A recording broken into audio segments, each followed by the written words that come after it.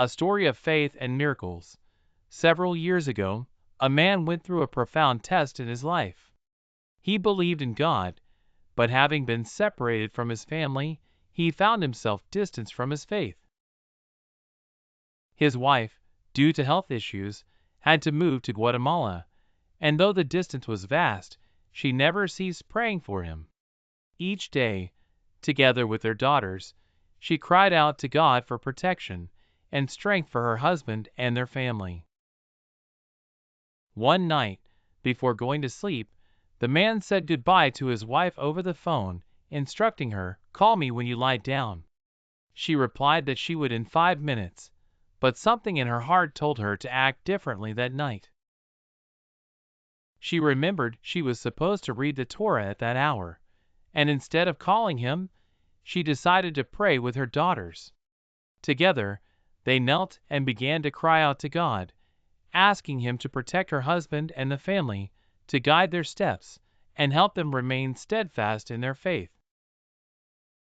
While praying, the wife shared a deep conversation with her eldest daughter. Nowadays, many people cling to material things, forgetting what's most important: our soul and our relationship with God.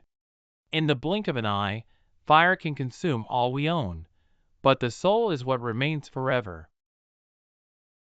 Therefore, always put God first, before anything else. The God of Abraham, the God of Isaac, and the God of Israel is who guides us, who never abandons us. What his wife didn't know was that, at that very moment, her husband was asleep in his home in the United States.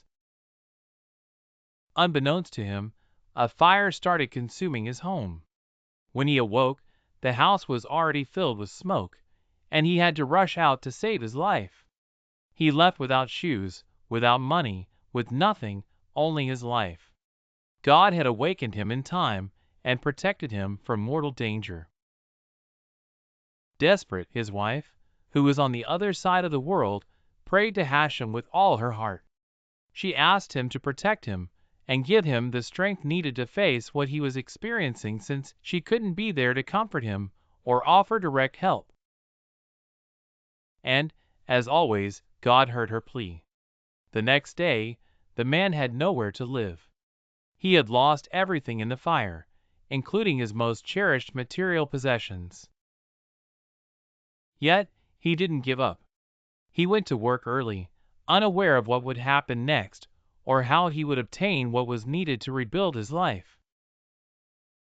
However, as if it were part of a divine plan, that very morning his wife continued praying, asking God to touch someone's heart who could help her husband in such a difficult time.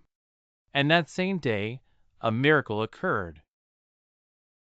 His employer, along with his wife and daughters, approached him with a suitcase full of clothes and essential items, everything he might need to start anew.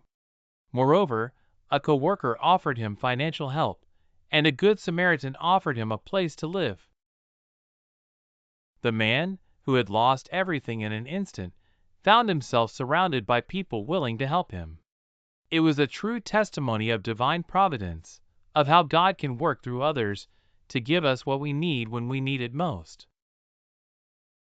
This story is real, and it is a testament to how faith, prayer, and trust in God can bring miracles even in the darkest moments.